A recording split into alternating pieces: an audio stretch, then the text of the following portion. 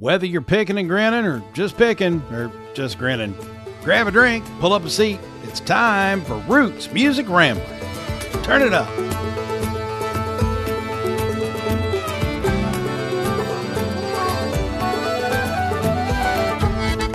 So the day we are recording this, it's the end of January, and apparently Bruce Springsteen dropped a new song today. I have not heard it. In fact, Frank just made me aware of it. So Frank, tell us all about it. So, today's date is what, January 28th, Uh-huh. and, if you've been following the news, not living in a cave, you probably are aware that, the, Department of Homeland Security, ICE, uh, agents, I'll use that label loosely, shot and killed another American citizen on the streets of Minneapolis, less than a week ago. And the story goes, and I've read this, that, Springsteen wrote this song, like, on Sunday, the day after this happened, and recorded it on Tuesday, so 2 days later, and then released it on Wednesday, which is today. So, it seems like Bruce had some thoughts, and it was important to him to share them, and, he made sure to get it out to the masses. So, the song is called "Streets of Minneapolis," and it is exactly like what the title would imply and what about the situation, right? So, it's damning. It is. He doesn't mince words, and he calls people out like Trump. His name's in the song, and so are the names of Alex Preddy and Renee Good. Um, and, this is why I have loved Bruce Springsteen since I'm 10 years old. I've Yeah, been listening to his music and understanding where he's coming from, the importance of it, since I was 10. I mean, I'm older than 50 now, so it's been a long time that I've been listening to Bruce, and it's because of him that I got into this genre of music, the singer-songwriter, knowing that, or thinking that these songs are like little stories, and, this one is just like that. It fits that description. Tragically, though, it's a true story, and one that, we shouldn't be happening yeah, in the United States of America, right? sure. So, I commend Bruce for doing it, and I know he's people are gonna be saying shit about him. People already do, and I don't care. You know, Bruce is the boss. He's got that nickname for a reason. So, yeah, the song is called, "Streets of Minneapolis," and, it's not easy to listen to, Sure. but Yeah. if anybody can do it, it's Bruce. Yeah, and that's obviously, those sort of protest songs and anthems are songs that he's kind of known for in a lot of ways, among many other artists out there over the years. I saw a meme a day or two ago that really kind of strikes a chord, or struck a chord with me, and I think it will with everybody else, because it doesn't really matter what side of political aisles you're on or whatnot. I think this is universally true.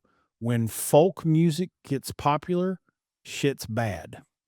And that's because folk artists, singer songwriters, people in the Americana country space, people like Bruce Springsteen, who are known for observations of humanity and human beings and politics and whatnot in their songs, when they are writing songs that are gripping and get your attention and grab you by the shoulders and shake you, something's wrong, and change needs to happen.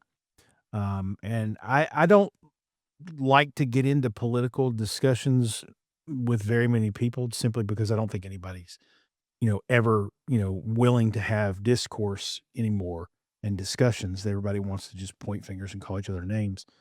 But I think when you have any agent of the American government, whether it is local deputy sheriff, or it's the FBI, or it's Homeland Security, doing what we can all see was done to Alex Preddy on the street in Minneapolis, then our safety, security, and freedoms are up in the air. We can't walk around confident that we're going to be okay just because we're white. We can't walk around confident that we're going to be okay just because we're American. Citizen. All of those, or a citizen, naturalized citizen. All of those things are now protections that are taken away from us. We can't feel protected and safe in this type of political environment. Um, and it's really terrible that we're at that place. But music has always been a reflection of the world around it.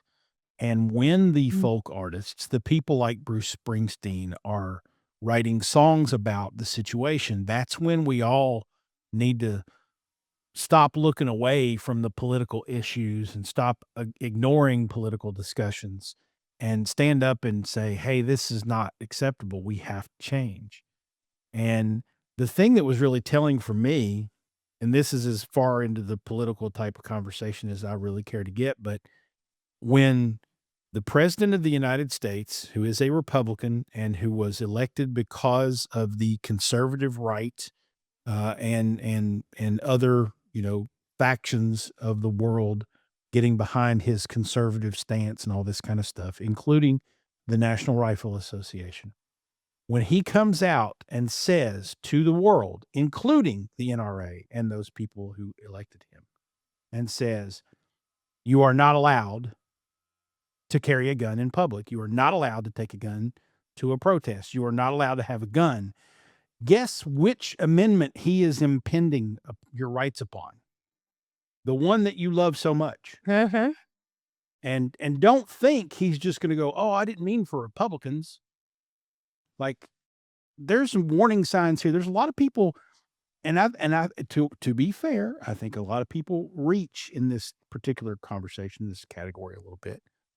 But there are a lot of red flags that are happening that are quite parallel to how a certain dictator came to power in the 1930s in another country. Mhm. I'm not saying they're the same, but there's a hell of a lot more similarities than there are differences these days, and that's frightening.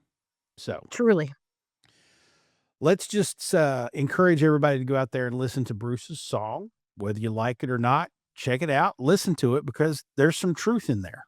Whether it's from your side of the aisle or not, there's some truth in there, and we should all at least consider it. So, from as political as I want this show to ever get, go listen to the songs, listen to the folk artists and what they're saying, because when they're getting loud, something needs to change. So, And there you if go. I may close this out by quoting Patterson Hood, his line is, "Love each other, motherfuckers." And, I mean, that's really what it all comes down to. Absolutely. Absolutely. I mean, you guys know where I'm from, and everybody on every side of me is, red state, and I'm not, but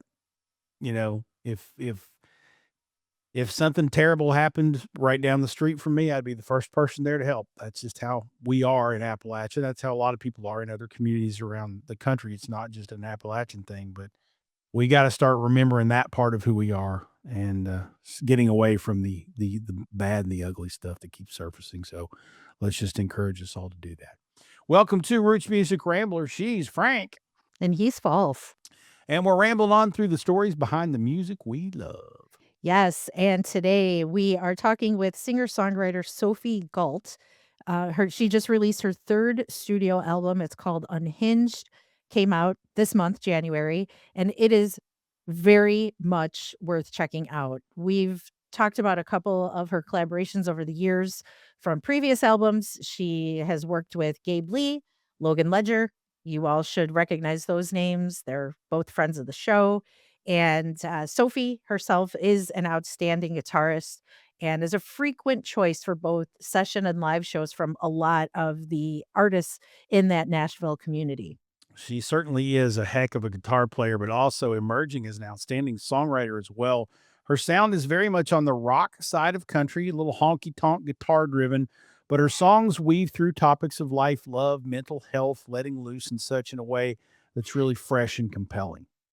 For sure, and at first glance or first listen, she may remind you of Bonnie Raitt. There's a lot of, blues pedigree in her music, and again, she's collaborated with interesting people for this album. She even has a Gurf Morlick song on the album, and he also sings on it. So if you don't know that name, he's a producer, collaborator. He's worked with people like Blaze Foley, Robert Earl Keen, and he was in Lucinda Williams, Queen Lucinda. He was in her band for a long time as well. There's some interesting backstories to Sophie's new album too. She was dropped by her previous record label around the time she was supposed to start writing it. But Alex Torres's relatively new record label had picked her up. She was working with him from a management perspective. So he produced the record and it turned out really freaking good, actually. I mean, truly, Jason and I have been talking about it off camera, for a little bit now, and to have her on the show is just it's a real honor and a treat. So once, we finish talking with Sophie, then, of course, we'll have our pick and the grinning segment. We'll give you some recommendations, what we're listening to, so be sure to stick around for that. All that is coming up after we take a quick break to thank the sponsors that make this show possible. Singer, songwriter, and badass guitarist Sophie Gault is coming up next on Roots Music Rambler.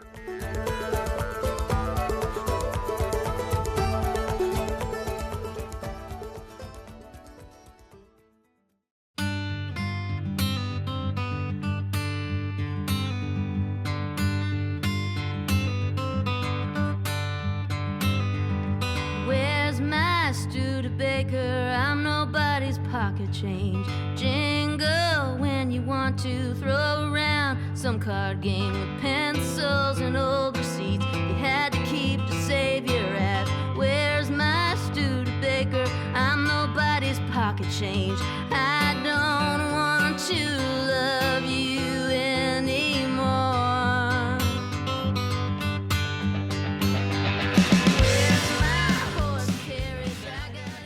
Welcome back to Roots Music Rambler. That there is the first single released from Sophie Gault's new album, Unhinged. It's called Pocket Change, and it caught our attention right away when it dropped back in October. The subsequent album is now out, and the badass behind it, Sophie Gault, is here with us. Sophie, thanks for stopping by to chat. How are you?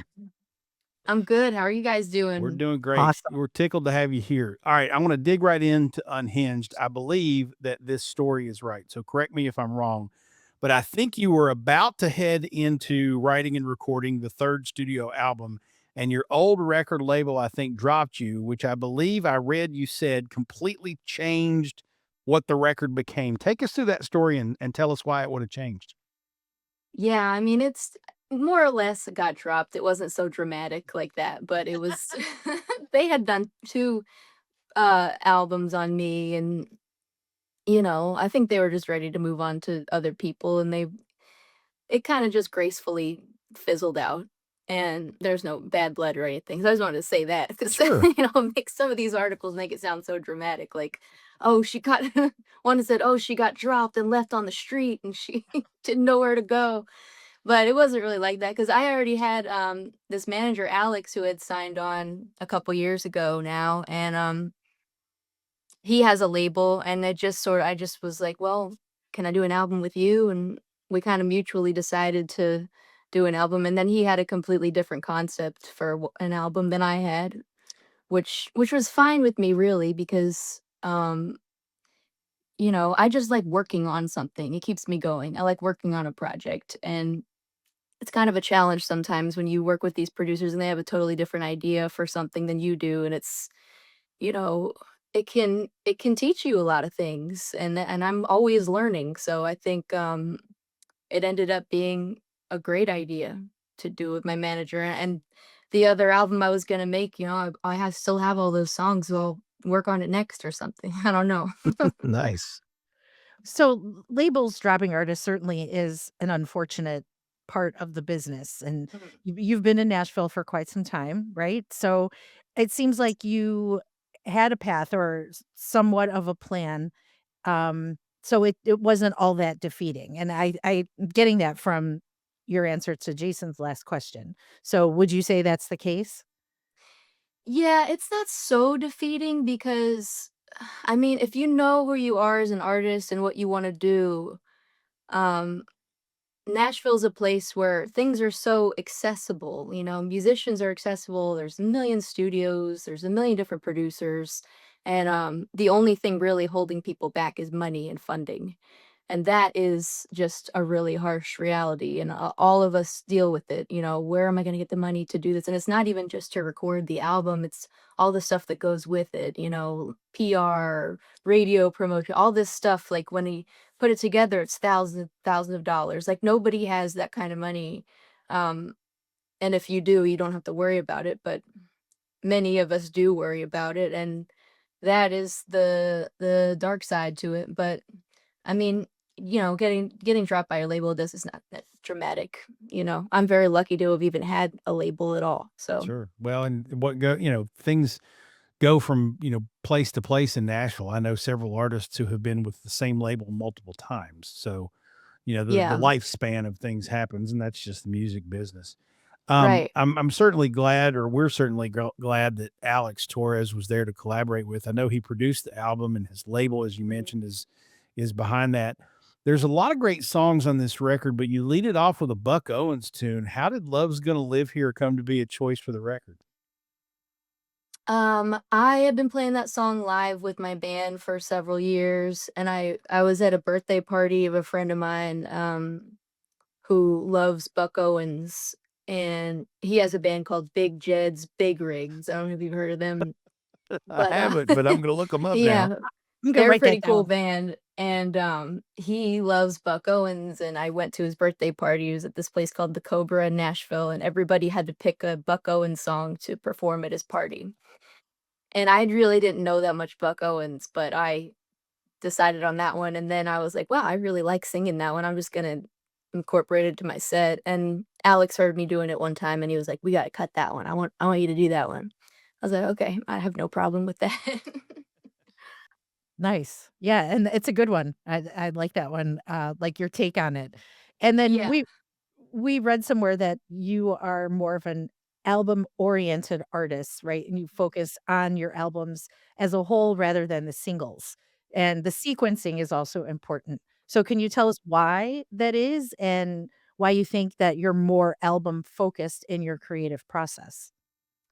Yeah, I think an album is just more of a statement, it's where you are in a period of your life, what you're thinking about, the attitude. You can't always capture from one song, but if you have it over a group of songs, it's like you kind of get a sense for where the artist is at that time. And that's just how I grew up listening to music. Like I listened to complete albums, like growing up around the house, we had, you know, Crosby, Stills and Nash, Deja Vu, or like Rolling Stones, Beggar's Banquet, Joni Mitchell, Court and Spark, all these classic albums, and they're statements. They're like a collection of short stories or something like that. And I think that's really important. And I feel like nowadays it's kind of becoming lost.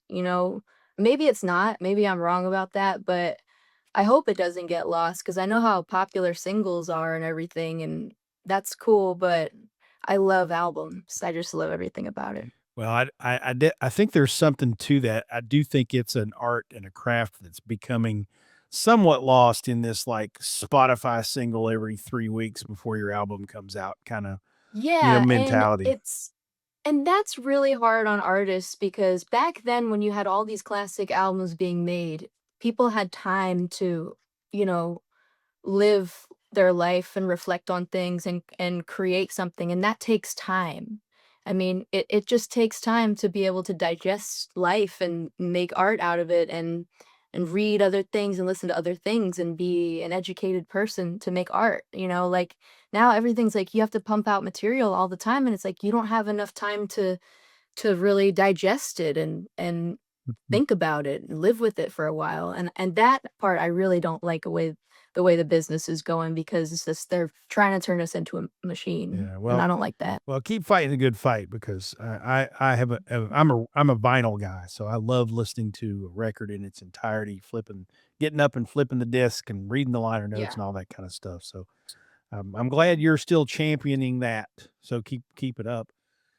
Since we're talking about sequencing, you put one song on this album that sounds a little bit different than your typical tunes. It's last on the album. We mentioned Garth Morlick's in the intro, and you and he, I believe, collaborated on "Is There Anyone Out There?" Tell us how that song Yeah. came about and why that wound up being kind of the closer on the album. Yeah. I've been a fan of Garth for a long time. I mean, he's been a big influence on me over the years, just his guitar playing and, things he's produced and his own albums that he's made and songs he's written.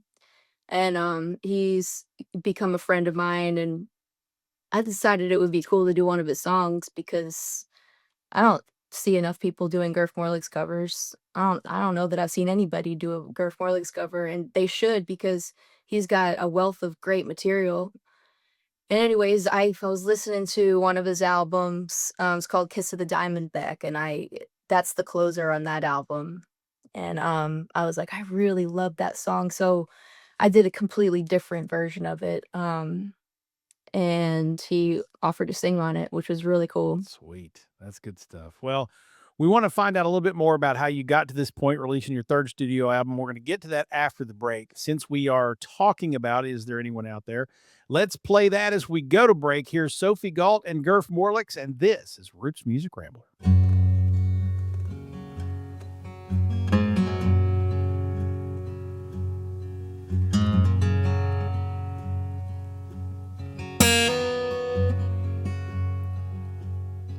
War machine to the Western Islands, Giant's tomb to go home bay, Honey Harbor out to the Watchers. Anybody go my way? Anybody go my way?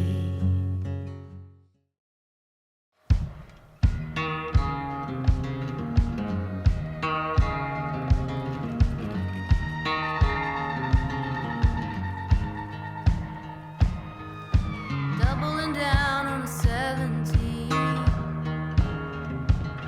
You're off the script, that's what I need.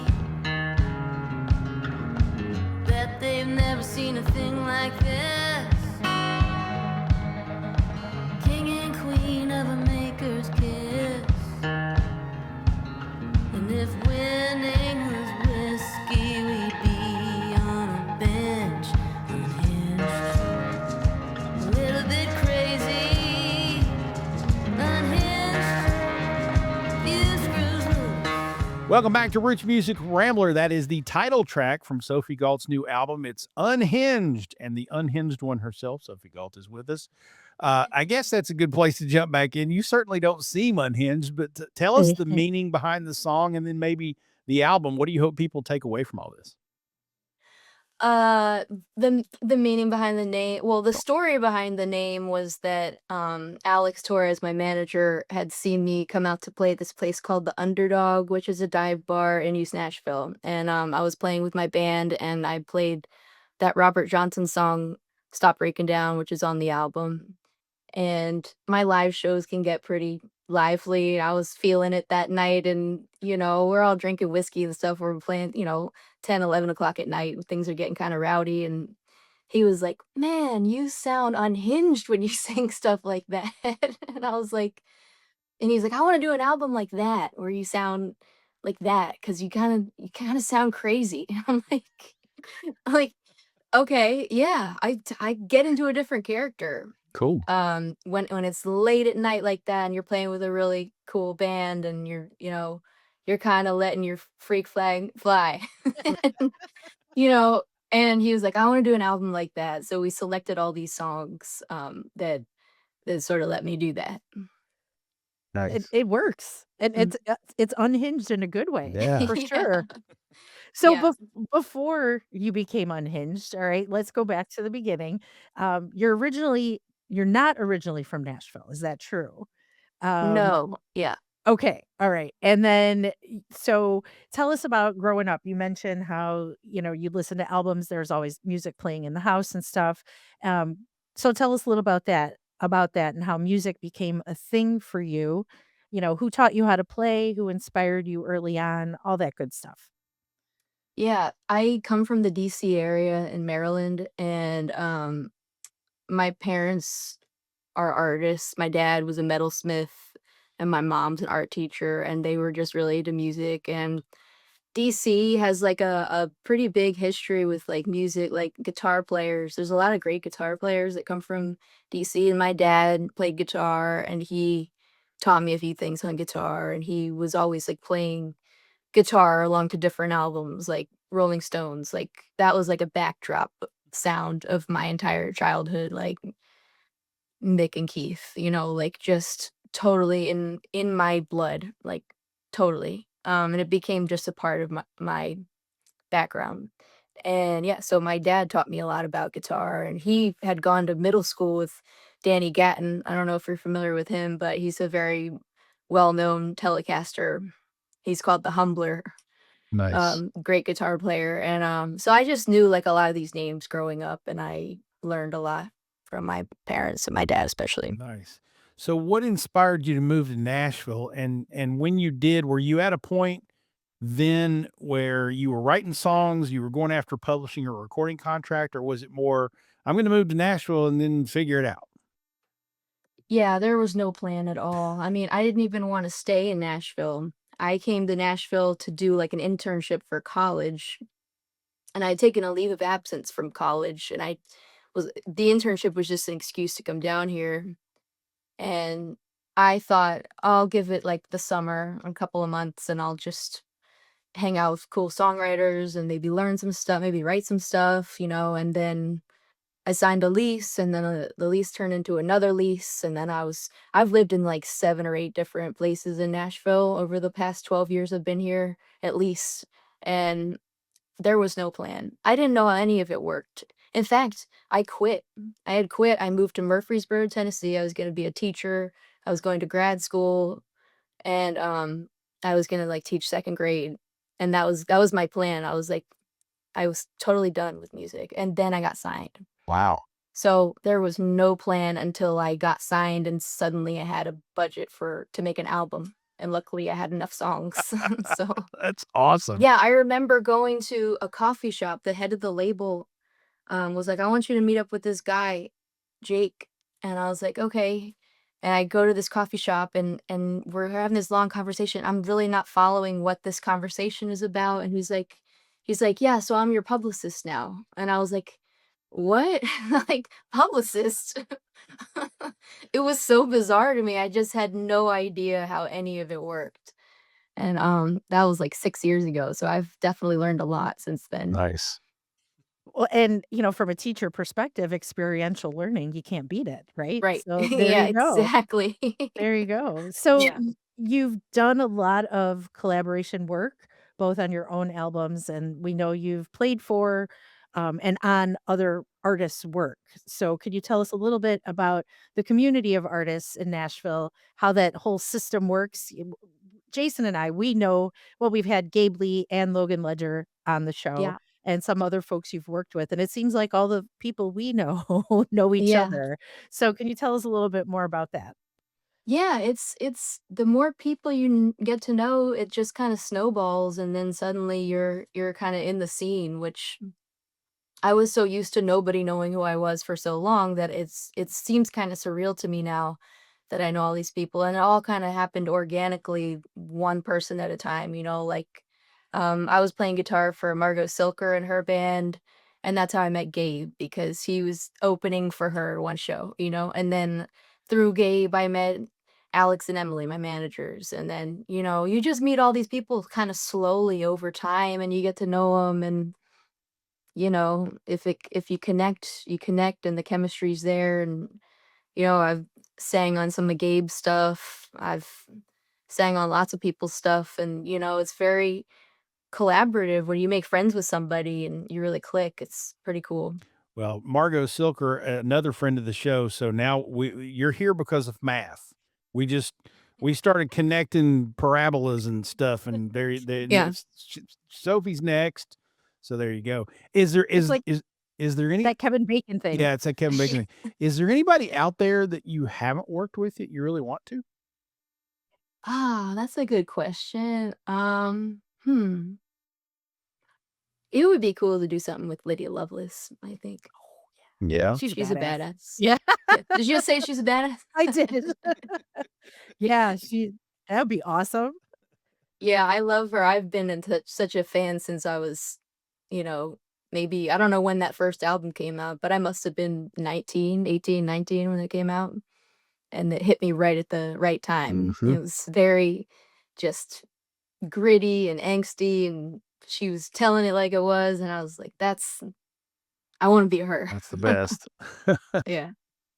Nice. And then on that same note, who do you listen to when you're not writing or playing? Like whose music inspires you? Do you study any artists?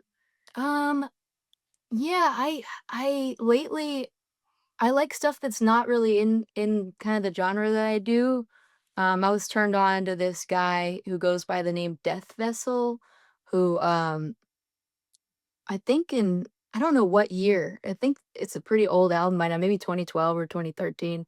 He went to Iceland to work with this producer and make this really cool album, and it's just really spacey and kind of soft and really atmospheric sounding music, kind of tribal sounding a little bit, and that's really cool. So I like seeking out just cool soundscapes to listen to that like puts me in a different zone. Nice.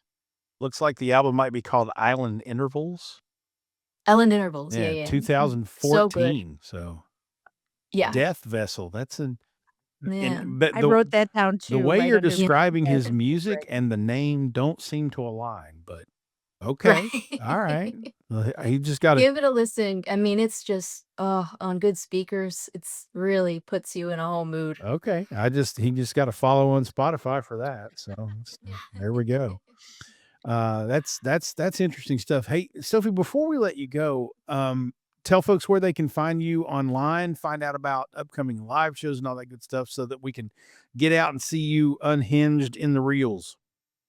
Yeah, so most of my shows get posted to my Bands in Town, which I think is linked to my website. Right now, I don't think this year's are set up quite yet, but I'm going on a run down to Texas in early March, so I'll be down there. That's the first time I'm leaving Nashville this year, Very nice. so be on the lookout. We'll make sure there's links in the show notes to all those places. By the time this comes out, I'm sure those Texas runs will be up on that website. Sophie Gault, the new album is Unhinged. Sophie, thank you so much for spending some time with us. Love the new tunes. Can't wait to get to see you live soon. So you got to make a run through Kentucky at some point, or maybe I'll come down to Nashville or whatever. But I Yeah. got to make that happen because I have a feeling you're kind of a blow the roof off the joint kind of performer. So I can't wait. I can't wait to see you live. Thanks for hanging with us tonight. Yeah, thanks for having me. Nice to meet you We guys. appreciate it. well. We appreciate having you. Sophie Gault, everybody. Stick around, y'all. The Picking the Grinning segment's coming up next. Let's go out with that Buck Owens tune, Sophie Gault style. This is Love's Gonna Live Here, and this is Roots Music Rambler.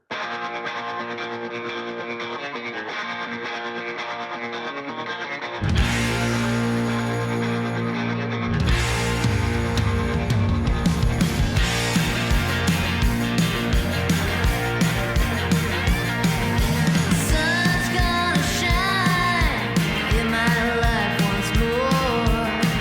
Love's gonna live here again.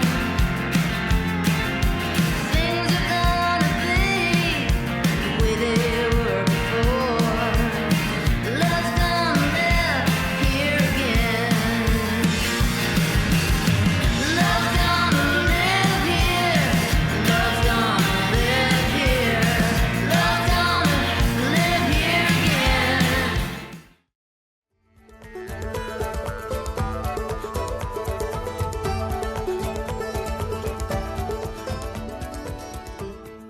How about that Sophie Gault?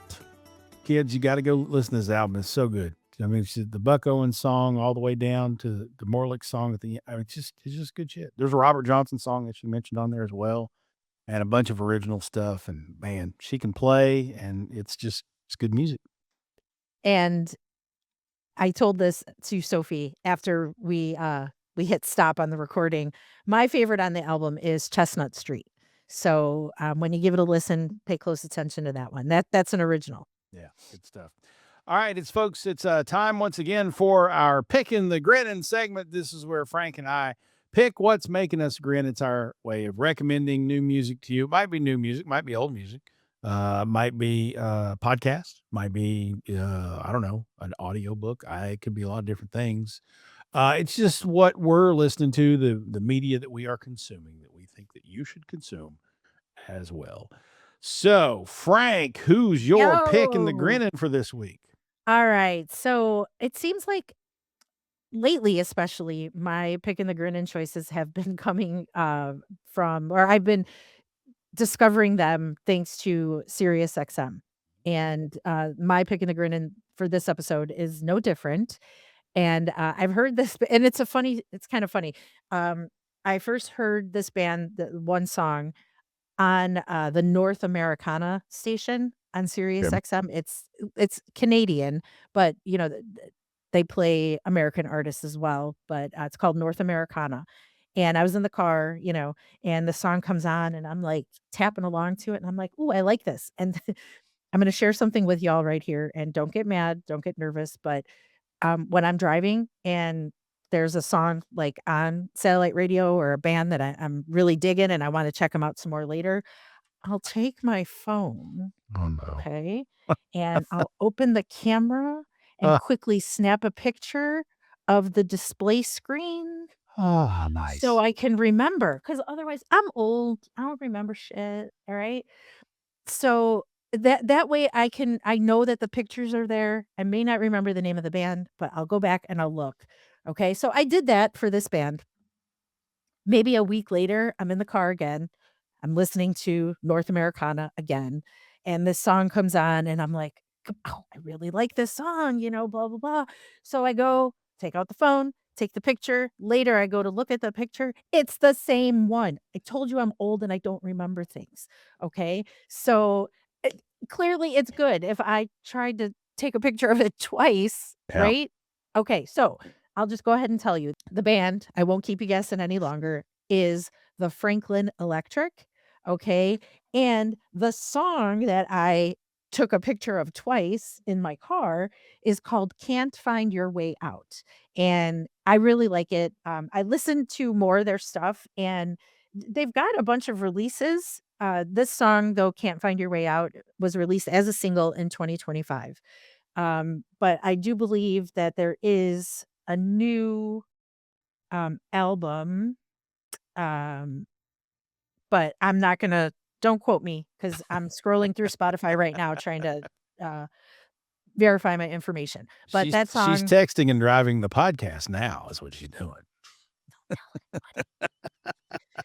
yeah, I really like it. And then on Spotify, I was like reading the stuff and it says for fans of, right, and then lists other artists that are considered similar. And so those listed are Mumford and Sons. We all know how I feel about the Mumfords, Noah Khan, um, and there were others, but those were the two that I really remember. So Very I really, nice. I really like that song. Check it out. Well, before I give you my pick in the grin, and I have to tell everybody that speaking of Noah Khan, I had dinner with my daughter Katie tonight, our kind of midweek dinner, and she informed me that Noah Khan has now officially announced a new album, and it's Oh not boy. another version of Stick Season. It's actually a completely new album, and I think the first single drops, and as we're recording this on Friday, 2 days from when we're recording Oh, this. So new Noah Khan music is out there by the time this thing airs, and I'm sure everybody will have heard the song a bazillion times by then, but that's okay. I like Noah Khan. I'm not complaining. He gets a little overdone pretty fast, but yeah. we're gonna be listening to new Noah Khan music, which is fine. He's a brilliant songwriter. I've seen him play live a couple times. He's very good. My daughter loves him, so I kind of have to, whether I like it Yeah. or not. But speaking of new albums, by the way, we had Melissa Carper on the show Mhm. before the holidays, and we talked to her about her couple of songs that she had out with Theo Lawrence, Uh, the duets that she had written. Well, they've now since announced an entire album called Having a Talk, and it's a series of duets with her and Theo. So that's actually going to be coming out February 6th, I think, is when that comes out. And so Melissa Carper, for those of you to just catch you up on a friend of the show, those cool old style duet back and forth songs. Whole album of them coming. I can't wait. So that's good stuff. I love me some Melissa Carper. All right. So for my picking the grinning this week, I'm gonna keep it. I'm trying to do better about not just recommending Kentucky artists, although I kind of feel like that's my charge sometimes. But I have to recommend this particular album simply because it's an EP actually. Because I was digging into this one artist that I really like, and I've seen him play with his current, partner. They play it's Arthur Hancock, by the way, from Hancock and Schaus. And I've seen Hancock and Schaus play. They opened up for Town Mountain a couple years ago. I saw them play there. And Arthur Hancock is one of these just brilliant musicians. He played with the Wooks. He's played with Tyler Childers before. He was in Wolfpen Branch and a bunch of other bands that a lot of sort of mountain and traditional musicians and pickers and grinners around Kentucky would know who they are and be really familiar with. But he has an EP that he released in 2019 called "Alive at Hillbilly Central." And I have listened to that thing. I think it's maybe 6 or 8 songs. I've listened to that thing on repeat on Spotify, just doing stuff around the house, and I love it. And it's just really good stuff. It's just him. And he's got some musicians that help him, but it's a solo project. And so I'm getting a big kick out of listening to it. I discovered it probably about 6 months ago, and I just keep coming back to it and playing it over and over again. So if it's that good for me, it's probably going to be that good for somebody else too. So Arthur Hancock, "Alive at Hillbilly Central." It's a 2019 release. It's on the Spotify's and all that good stuff. So "Alive at Hillbilly Central," check that out. And if you don't know Arthur Hancock all that well, if you've never heard of Hancock and Schaus or the Wooks or whatnot, do some rabbit holing because you're going to find some music that you really, really enjoy. Really good, talented musicianship there from him and all the collaborators that he's had before. There All you go. right. So we got some good stuff to go listen to. I like it. Heck yeah. And Starting with Sophie Gault. I got to jump off here and go listen to that Bruce Springsteen song because now I'm sure I gotta experience that. Let it Yeah. sink in. So, but it's good. It's good for the soul. Good for the soul. Roots Music Rambler is a production of Falls and Partners, copyright 2026. Our theme music is Sheepskin and Beeswax by Genta Corum. Join us online at rootsmusicrambler.com and make sure you mash that subscribe or follow button so you remember to join us for the next hoedown and throwdown. She's Frank. And he's Falls. And whatever you do, kids, ramble on.